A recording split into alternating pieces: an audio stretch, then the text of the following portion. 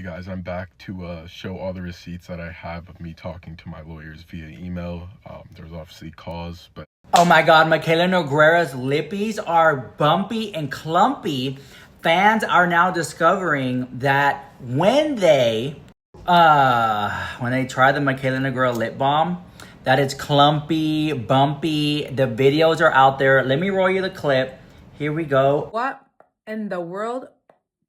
We need to talk. So I watch Kayla Nogueira, I don't even know how to pronounce her last name, do a lot of reviews on a lot of makeup. As a matter of fact, there's a new foundation, and she said, Maybelline says that this is the best foundation. She goes, I'll be the judge of that. Well, let me tell you, I bought her lip ampule, and I used it about 3 or 4 times, and it was fantastic. I just pulled it out to use it, and I'm going to try to show you an up close. It is so gritty. There is chunks in it, and I don't know what this is. Okay, sorry to be up close, and I have my Invisalign in. Just look at this. What are these white chunks? What is going on right now? Has anybody experienced this, or is it just me? I've had it on my lips for about 5 minutes, rubbing it together, trying to warm it up, and it's not melting. It's literal chunks of grittiness. And I have serious sensory issues that I have to wipe this off. So all the ones that I bought are a complete waste of money. Editing Rich Lux here. While I was making this video, James Charles, another victim, has come forward. And I have the full video. I want to play it in its full context so you get the full explanation. Now, he's made a video before talking about James Charles. So some people saying that he's milking it for views. And some people are saying he has every right to talk about it as much as he wants. And apparently he brings even more receipts. Guys, Here we go. My name is Ethan Rett, and if you don't know me, maybe this will help you out once again. So when I was 14 years old, TikTok kind of became like my escape. And then suddenly, you know, I kind of blew up on TikTok. It was kind of like a kid's dream. People started paying attention to me. People were supporting me. It was everything I could ask for. You know, I felt happy again after leaning towards that for my happiness, which doesn't sound good, but if you get what I mean, you get what I mean. So anyways, and then something crazy happened. James Charles commented and liked one of my videos. At that age and at that moment, you know, it was crazy. It was pretty freaking cool. It's like I accomplished something, you know, like, oh wow, a big creator is seeing me. Like I'm being put out to this person's page. I was not a fan of James Charles, but I knew who he was. I didn't really watch his videos or anything like that, but yeah, you're gonna know who that is. It's one of the biggest creators at the time. I was super shocked. I was super happy, and honestly, I could probably say I was proud, you know. Not long after he messaged me, hey, I responded almost immediately. Who wouldn't respond? It was exciting, but that excitement did not last long at all. The fun didn't last long at all. It honestly came crashing down just as quick as it all happened. And I've already talked about this before. Hold on, I'm sorry. Anyways, months ago, I tried to talk about the situation once again, but it all came crashing down. I was getting threats, not just towards me, but to my family as well.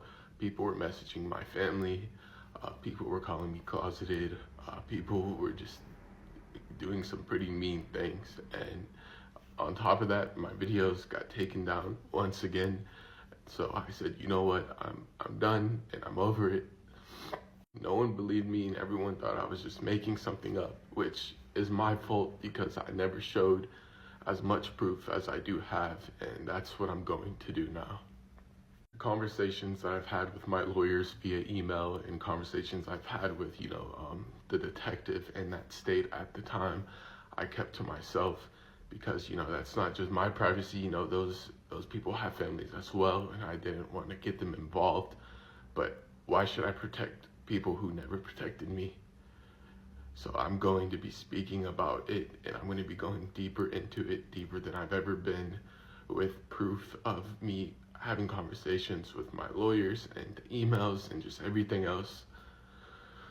I'm not doing this for the drama. I'm not doing this for the attention, but I'm doing this because the threats and the silence have gone on way too far, and my story deserves to be told in the full truth without hiding anything or backing down from anything anymore. So what I'm gonna do now is pull up the clip of me kind of first talking about it and getting y'all to understand the full story, and then after that clip is over, I'm gonna be coming back and showing y'all the receipts of the lawyers I have and the proof of me being in contact with the Frisco Police Department and just everything else. So please just take time out of your day to watch this video. Even if you hate me and you don't believe me, please just try to understand where I'm coming from, and please let me show you the proof that I have. Hello everyone, my name is Ethan Rhett, and if you don't know me, maybe this will help you. Before I get into the story, I want to say I am not meaning to hurt anyone's career or damage anyone's reputation. I just keep seeing things pop up on my page, and it's sickening, and it triggers me in a way, you know. But back when I was 14, you know, I wanted to do social media my whole life. It's something I really loved and enjoyed doing. I started blowing up. I maybe created my account 7 months prior before I turned 14 years old. I ended up blowing up, maybe around 700,000 followers on TikTok. Everything was doing good. I loved it. It was just amazing. James Charles commented under my post and liked the video, and it was exciting. You know, that's the biggest creator I've ever been in contact with or ever commented or liked my post, you know. Anyways, he ends up following me and he messages me, hey, I obviously respond, I'm excited, but that's where everything went downhill. It got really, really weird. Anyways, we start going back and forth on TikTok. He initiates after a few days, hey, add me on Snap. I'm like, okay, you know, I was trying to hide the fact that I was excited, you know, it was really cool. I was hoping that this was gonna jumpstart my career even more into being an influencer, being someone, you know, making others happy, and just that was my intentions the whole entire time. Anyways, me and James start going back and forth on Snap, and he eventually asked me, you know, what do I plan on doing long term? So obviously my social media was picking up and et cetera, et cetera. But at the time, I really didn't know. I knew I wanted to be something and be someone and help others and just being an amazing person and spread awareness on social media, all that stuff. And I couldn't really give him an answer because I didn't know. It was, yeah, I wanted to, but is it something I really could do, you know? Eventually ended up telling him I wanted to get into modeling or acting or maybe even both. And, you know, he was very supportive about that, you know. He said, oh my God, you'd be such a good model, you know. You would do so well modeling and just stuff like that. And obviously I didn't see anything of it. I was young. I was happy he was saying I could do that, especially coming from a really big and noticeable influencer, you know. I thought it was great. Brother kind of didn't tell me in a way, but my brother he kind of let me do my own thing, but he kind of noticed, you know, he didn't, how do I word this? My brother didn't think about it as the way I thought about it. My brother kind of noticed something and I could tell, but he was kind of just letting me do my own thing. Now that we got that out of the way, I'm just going to jump into a more detailed version of it. I know y'all been waiting. I'm sorry. So James started getting extremely comfortable with me. And I just, you know, I was so excited. I didn't really realize it at the time. We were FaceTiming, which I will pull it up right here in this next clip. I don't think so. At least. Anyway, so that part was me on the phone with James that a friend of mine recorded just because he thought it was pretty cool as well. And I thought it was something cool to have. And I didn't think about it as any way to hurt him. And it stresses me out that my life was ruined because everyone thought that. It's irritating talking about. I'm sorry, y'all. Anyways, James started becoming super aggressive with me. He would ask me to send him photos of my happy trail, which I didn't even have at the time. And because I was 14, I didn't have a happy trail, and I had armpit hair, but he didn't ask for that. And I kind of avoided the question because it made me super, super uncomfortable. I'm sorry, I lied, actually. I told him I shaved my happy trail because I was afraid to tell him that I didn't have a happy trail or have any hair on my body other than my armpit hair. So I'm sorry, I lied about that. Anyways, you know, he kind of started being aggressive extremely after that. He told me, well, don't shave your happy trail again. again, because I liked that. And he was very intense about how he said it. I know it doesn't sound bad, but it was only if you could be in my shoes when that happened. It made me super, super uncomfortable. Anyways, I go to bed that night and I wake up to his sent to me, and it made me very, very uncomfortable. He would send me a photo of his behind in the mirror, and he also sent me a video of him in the shower, which those videos are somewhere on the internet. I'm sure you can find it. If I looked, I could probably find them in a Google Drive that we actually had for my lawyer. Anyways, he started realizing that I wasn't into that. He started kind of making threats towards me, saying he was going to diminish my career. He could easily ruin my career, just all types of nonsense, and it was bad. Okay, it was really, really, really bad. It started getting super, super intense. He started saying he was going to ruin my career, go out and tell people I was gay and I was closeted, which isn't an issue. That's not an issue at all, but it was still the fact that I was a 14-year-old boy, and it scared me. It freaked me out. Anyway, so that's when I made that video. There's a lot more that happened in the story, but this video is about 5 minutes long, so I will be making a part 2.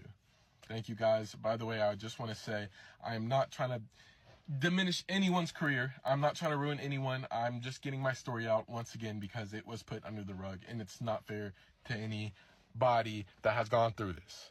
Now, if you're watching this in the same situation as happened to you, not necessarily with James Charles, but other people, just know I'm here for you. I'm there. Trust me, I've been through it, and there's so many other people behind you. It took a lot for me to make this video, and it's going to take a lot for me to make a part 2, but I have amazing people by my side, and I'm so thankful for that. So you can always reach out to me. Hey guys, I'm back to show all the receipts that I have of me talking to my lawyers via email. There's obviously calls, but I never recorded those, so I can't show you those. I did blur out the names and everything else for privacy reasons. This has already backfired on me more than enough. I don't need it to backfire on me again. But yeah, here we go. I'm also going to be explaining why I never proceeded with this. There's a lot of reasons to it. I'm sure you can guess, but I'm going to be explaining everything here in this video. After talking to him on the phone, this was one of the first contracts they sent. I guess it's a social media warning and just a contract overall. It had to be me and my legal guardian signing it because at the time I was underage. She mentioned reaching out to the Frisco Police Department, which was the city I was in when it first occurred and first happened. So they wanted to get law enforcement involved, which is expected. I did too. But things just didn't work that way. It all got kind of messy, which I will explain. But here is the first email that was sent. Now then, after that, they wanted me to send all the evidence into a Google Drive, which I did. Here's that right here. I know this is not really anything, but I just want to show y'all, and I want the people that don't believe me to see that I was doing everything that I needed to do to try to get this taken care of and put an end to it, or maybe stop him from doing it to other people. But here you go. Now this right here, don't mind the first part. It's kind of just a repeat of all the other emails that I've showed already, but the second part I really wanted to show y'all because the lawyer is saying they reached out to the Frisco PD, and the detective ended up calling her back, but she was I guess kind of busy, so they were kind of playing phone tag. But it was a good thing. Wanted me to be aware that they are trying, and they did reach out to the police department and everything else, which made me really happy. I remember actually, but here you go. At the moment, those are the only 3 emails I have. I'm trying to recover the rest of them, but I'm going to explain what all happened with that situation because I've never explained it before, and people never believed me that I ever even contacted a lawyer or got in touch with law enforcement or anything like that. Please don't judge me if I get emotional and get a raspy voice or you can't understand me. I'm going to try to get through this strong, but it gets sensitive. To me, it's a sensitive topic, but let's get into things. So at the time when I was in touch with these lawyers and the detective, I was going through some traumatizing things. I was getting my address sent to me. I was getting threats. My family was getting threats. We were getting sent pictures of our house. it was a really awful thing. I started going into a depressive episode where I was too scared to talk to the lawyers. I was too scared to talk to the detective, and people kept pushing me to do it. Everyone kept pushing me and kept telling me I need to do this, I need to do this, I need to talk to him, I need to do that. And it was just, it became way too much for me. At that point in time, it became a lot. I ended up just shutting down. I ended up not posting. I ended up not doing anything. I stopped talking to the lawyers. I just ghosted them. I ghosted the detective. I ghosted almost every single person that was trying to help me get the justice and get the help I need. I left everyone in the dust. And that is something I regret deep down inside, because this thing now, till this day, traumatizes me. Anytime I see a photo of him, I see a picture of him, something in my body just shuts down. Anyways, a few days go by. Like I said, I haven't talked to lawyer, detective, nobody. Then they reach out and they're like, hey, maybe we can, get some money out of this. And it was like, what? And they was like, kind of like, oh, he's not going to want to take this to court. He's not going to want to do that. So maybe he can give you some money out of this situation. And that just right there was just, that at that point was literally my breaking point, because it was nothing about the money, and it was a shame that they even said that. Yeah, after that, I completely cut all ties with them. Wanted nothing to do with that, because it was never about that at all. But I still had all this hate coming at me full throttle, and I was just in shambles, and I was broken. I was being called closeted. I was being made fun of for being gay or bisexual, and that shouldn't matter. It shouldn't matter anyone's sexuality. And once I'm ready to come out with what I am, then I should be able to. I shouldn't be made fun of that for just because of a grown man preying on me when I was a child. Everyone was texting my family. Random people were texting my family saying that I'm gay, I'm closeted, all this and all that. It became such a big thing, and I was left broken and alone and had no support other than my close family. Anyways, guys, I still have so much I want to share with y'all, and I'm going to try to get those receipts and the rest of the emails today, so maybe I can put it into a video tomorrow. But I just want to say, for the people that might be going through something that I'm going through, don't run to social media. Don't make the mistake that I did, because no one even believed me. All I can do now is prove my truth and hopefully get justice for myself once again, try to, and maybe justice for other people. But yeah, I'm going to put clips of the conversations with me and James here at the end of this, and of me talking right now. And yeah, I'll see y'all guys. All right, guys, I have SassBot 5000 here. All right, so what do you think about the James Charles victim coming forward again? Well, girl, it's going to be a lot of drama. That's all I know. We got to see if James Charles is going to be held accountable. What? And let's No, see no, what. no, because, I see a lot of people upset about, oh, why do these people take forever to come forward, or like they're milking it again for views. Like, I see that because it's not the first time he's made this video. I've seen this guy before. I even offered him to come onto the channel for an interview and no response. Right. So I find it interesting that here we are once again for Christmas, and he's sitting up there making these videos about how once upon a time James Charles hit on him. And I'm not saying that I agree with James. No, I mean, the guy was 14 years old. You can't defend that. Yeah. I mean, no matter how you slice it or dice it, James Charles also had admitted to talking to underage guys, but he said, I didn't know they were underage. Okay. No. So go ahead. Give us some elaboration here. I couldn't do it, dude. I can't. You know what, James Charles, this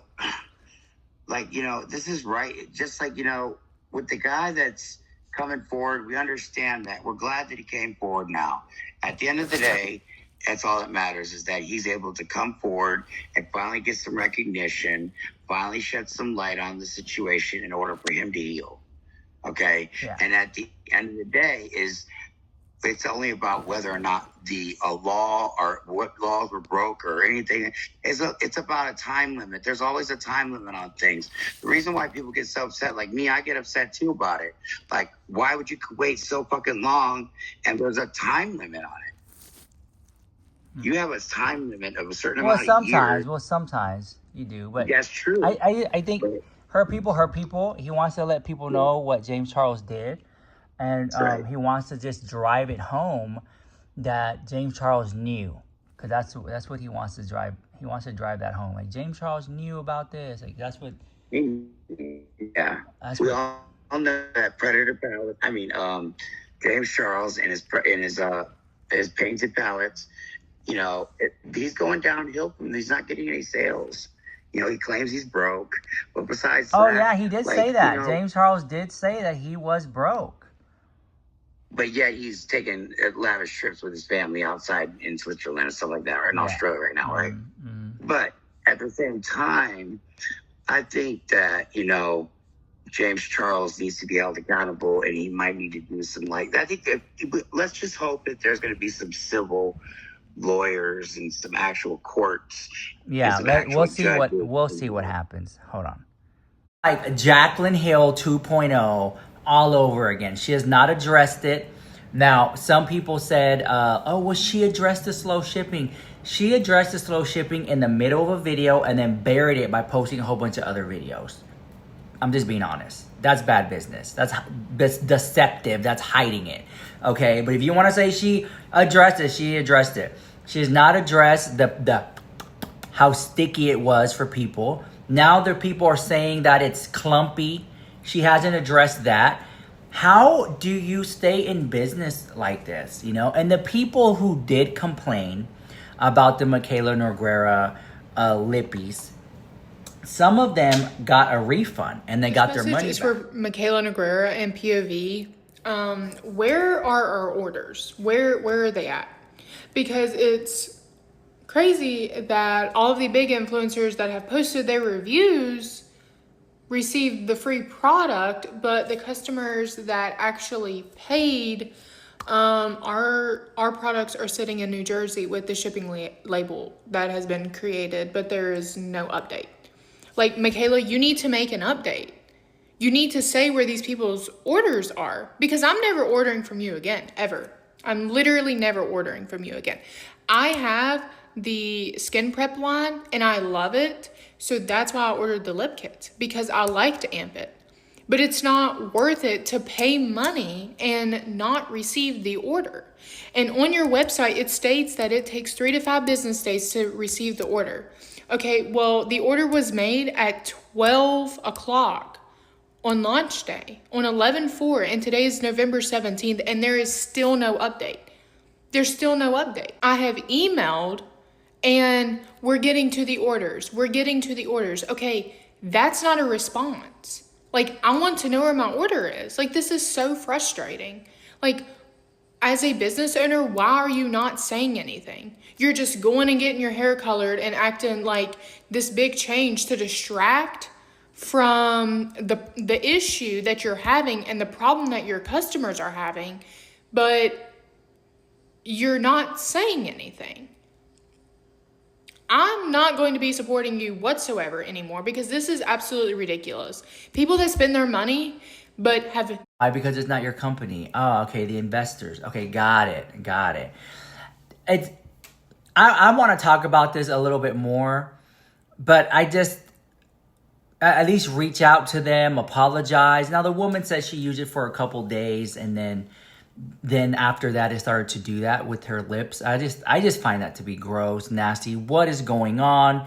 I saw the lipstick lesbians even try to sell it, and then they even said the formulation wasn't like the best. What do you want to say to that? The best products need the most explanation and the most work, because the best products are the most innovative. And when they first come out, they're not educated on properly, are the most misunderstood and the most misused. This is why people care about beauty. See how it melts into the skin? See how this powder foundation just covered up my pimple? That's why people care. This is also why people care. This is going to stay shiny. They don't know that it's going to stay shiny because it's a Korean lip ampule, which means it's an emulsion, which means it's created in a more sophisticated way than a lip balm. That's the reason why this is going to stay shiny. It's innovation. It matters because because you want it, it solves problems for you. And if we don't innovate, you don't get what you want. They're so quick to rip products apart. But my theory as to why, and our whole entire keynote that we delivered to a room full of scientists, is that innovation dies without education. It doesn't matter how revolutionary a product is. If we don't teach you what makes it special, you just think this is another lip gloss. That's just another powder foundation. If we don't do our jobs as beauty creators, content creators, educators, you lose out on what makes things special. Scientists that are busting their butts, doing all kinds of crazy tests, their art doesn't even get to be seen by the world because it's so misunderstood before it even gets a chance. I am so tired of this conversation because it is so ridiculous, because we've spent 3 years educating on this platform, fighting for what is innovative, because we've just watched products be shambled, misused, misunderstood over and over and over. We've been objective, we've been educational, we've been kind, and we will never ever talk shit about somebody for the sake of virality. And that is what separates us from the vast majority of people. With social media, drama gets more clicks. So if you're going to talk about one of the most famous beauty influencers on the platform, you're probably going to go viral. Guess what? Your chances are probably going to be quadruple if you shamble her product. It's just a fact. And that is the beast of where we are today. People are manipulating the TikTok algorithm that's leading with hate, and that's very dangerous. Why can't we just be obsessed with the cool ingredients and the innovation and like celebrate people? Why can't you cultivate an identity around something besides hate? Is the Lipstick Lesbians crash out? Maybe, like,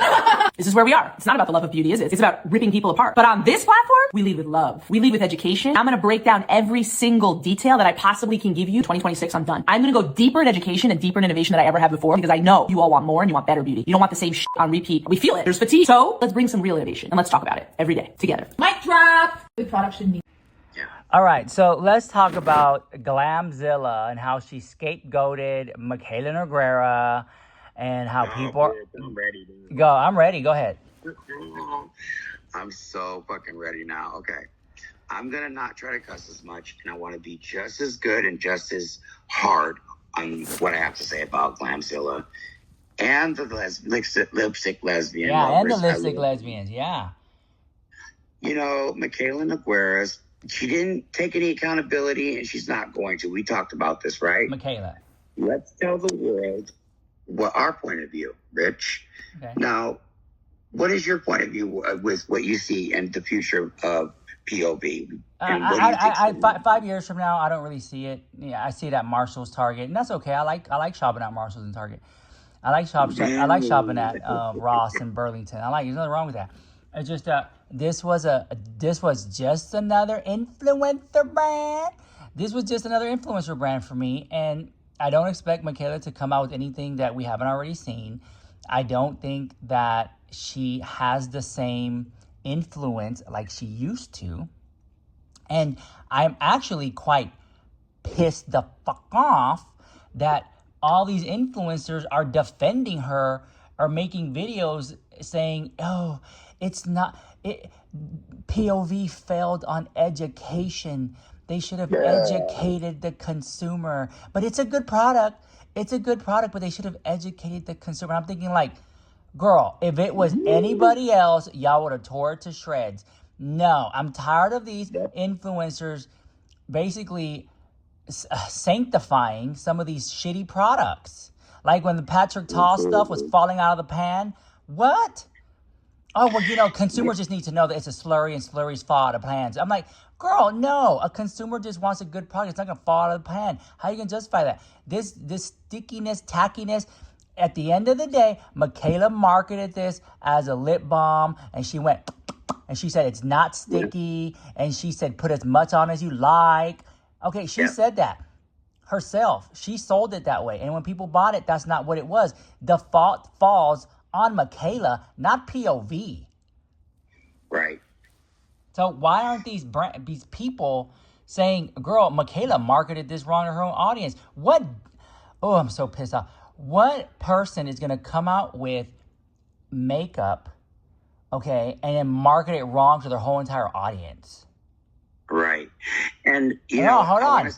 And you said it took 2 years. 2 years. 2 years, and in the demonstration video, you get it all wrong? No, this is horrible. Yep. And you know what? I don't care. Because no matter what Glamzilla says, no matter what the lipstick lesbians say, no matter what these so-called beauty gurus say about the misinformation of how to use the product, the damage is already done. Mikayla put it out there. Attention on social media is like a flash in a pan. It is nothing more than a strike of lightning. Boom! Mikayla had that one time to introduce the product, show us how to use it, and we moved on. Our attention went to somewhere else. In that Yep. moment, she said, put as much as you like on, and it's not sticky. And it came out to be, that's everything it was, sticky. And when you put a lot on, it gets all goopy. So she messed up. People are now moved on. Next, that whole product right there, people aren't buying it, baby. Yep. People aren't buying it, baby. That's all in the trash now. This is, girl, you have one chance to sell it. Yep. You had one chance to educate us, and you didn't even do it right. And this is your own brand. And if you didn't do that right, what else aren't you doing right? Exactly. Thank you so much for that, because that needed to be said and everybody needed to hear that. So go I ahead, can't- Dr. Reverend Sassbot 5000. Go ahead. Okay. So I love how enthused you are, how passionate you are about catching her up. But let us remind each other what people in social media are here for. They're not mainly here to educate like you and the lipstick lesbians and so far what Glamzilla has portrayed to be. Now, I want to take you back a little bit. Glamzilla, in her video with the black and white background, remember that black and white background matched a week prior to the same clips that we got, a couple snippets. So that video was made during that snippet, right? Mm-hmm. So a whole week Glamzilla sat on that fucking video. And she didn't put it out until yesterday. And you know why? Because I believe, and this is what I believe, is that they strategically marketed it so they could have bad publicity because they can get the drama started to get the attention on to have the publicity in the first place. Because there's bad publicity makes money. There's no publicity that makes no money. So, you know what I'm saying? That was just, I think that was a gag. Okay, that was a reach. And the simple fact that if that's your friend, I want to go after Glamzilla just a little bit. Glamzilla, if you were motherfucking Mikayla's friend, and Mikayla was your friend, and you're a beauty, and you do reviews, that's kind of sketch, girl. How you gonna let your girl fall off like that? What kind of friend are you, Glamzilla? And then for everybody on the internet knows that Glamzilla is top notch. For then in that video, it looks like you were paid, girl, because you take a hand off by giving the title to Mikayla Nogueira as being the all-time beauty influencer of our lifetimes. Well, we know damn well that you are, girl. So what did you do? Did you hand over that crown right then and there in that video? While you try to save her company? You try to save her and back her up like that? The fact of the matter is that the lip liner and the lip gloss was two different things. One was an oil based and one wasn't. And they did not want to set good together. And at the end, you didn't, what kind of friend would let another friend go out like that? And we wondered what happened. Why isn't she doing a review? What's going on? So it kind of looks fishy here. You know what I'm saying? At the end, right when it's drowning, you want to come up and then, say Mikayla Nogueira. Girl, it feels like you've been paid. It feels like you didn't post that video. You held on to it for a week until that check cleared in the bank, baby. And at the end of the day, you and the other people that are going to support this and make these fake videos that look like you've been paid for, the public's going to clock it. And Mikayla Nogueira not taking any accountability is going to also risk these other influencers that we looked up to, and now they have no credibility with us because they look like liars to us too. So now, not only did Mikayla Nogueira not take any accountability, she also let these other paid influencers that probably are going to say that they're not paid, but make these videos to try to bring back revenue in a flop. So now you got 4 people that are flopped, lipstick lesbians included. Is that fair? Mm-hmm. All she had to do was take accountability, but no, she'd rather take accountability on telling everybody that she wants to stick things up in her butt the day before Thanksgiving, girl. She did say that. Like, I'm clocking the house out of Mikayla Nogueira. I'm clocking the hell. Free Cody, okay? Free motherfucking Cody. Free Cody. Made this farm video. Free Cody. Okay, I'm And with leaving it that, at that. I'm leaving it at that because we got more to talk about. yes, girl. So it just overall was a bad product, in my opinion. Other people's opinions too. I'm not saying don't buy it, but I'm just saying, like, I mean, the videos are out there. Make up your own decision for yourself. But it's not a good look at all. At all. It's just not a good look, you know?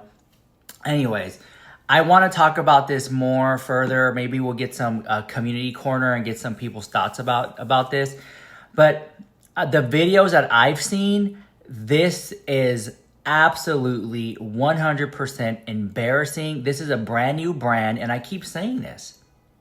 You guys, it is 2025. We're now going into 2026. How come we're having issues releasing lip balms? Issues with shipping? Issues with formulation? It's 2026, girl. What is going on? It's like you're trying to give like a budget-friendly Rhode, a budget-friendly Kylie Cosmetics, like right in between there. It's like you're trying to give somewhere in between there. And I just feel like you don't need to be doing all that. Just come out with a decent product. People will like it if they buy you. You're not coming out with something that we've never seen before. You've seen one lip oil, baby, you've seen them all, okay? Just being honest. People buy it if it's decent quality and they like the person that they're buying from. People are buying from Mikayla. They're not buying for the formula. Just being honest. She's just an influencer, okay? She's not an artist. You know what I'm saying? It's like nothing revolutionary about it. But I really want to know what you guys think about that in the comment section down below. Now, if you made it this far in the video, please leave a like, leave a comment, hype up the video, because I can't get a like to save my life, much as a comment. But I really want to know what you guys think about that in the comment section down below. It's sad, and the fact that she doesn't address it, really, till this day, has me shook. Unfortunately, this was an oversight on point of view's end, because this was marketed and educated wrong to the consumer. Marketed and educated wrong to the consumer. That was a takeaway that Glamzilla had on her video when she reviewed POV Beauty's new lippies. I'm going to keep it real with you guys. Glamzilla was honest, unbiased, and she came from a perspective at looking at the bigger picture. She praised the lippies individually, but basically said that it was marketed wrong toward the consumer, you guys. I don't think she gave Mikayla Nogueira a pass. I think that it was ultimately just a friend having a heart-to-heart with her own audience. Space is up in flames because of this lip kit. Everyone's saying it's too sticky, it's goopy. We need to talk about it. The only issue I have with Glamzilla's video, because I thought it was awesome, and with anyone else's videos, such as Audi's or the Lipstick Lesbians or Glamzilla, is that they all made such beautiful points, but Mikayla Nogueira was silent. It's like everyone was speaking for her when we're all looking for Mikayla, who is the face of the brand, the founder, to speak for it. Even if it's like, hey guys, I effed up. I tried to do something badass and this is what it came out with. Nothing. But everyone else in her circle is basically saying something along the lines of that. But Mikayla herself remains silent. And I just think that part of being a boss babe, a founder of a brand, is admitting when you're wrong, admitting fault, not blaming other people or businesses for how things came out, but just owning it. Because in owning it and being relatable, but most importantly, just being sincere with her audience, I found that Glamzilla's video was great. I just wish Mikayla said it. That's all. I don't understand. If it meant that much to you, address it. The people who afford you your Birkin bags, houses, and cars, address it, girl. I don't understand why she doesn't, and I guess I never will.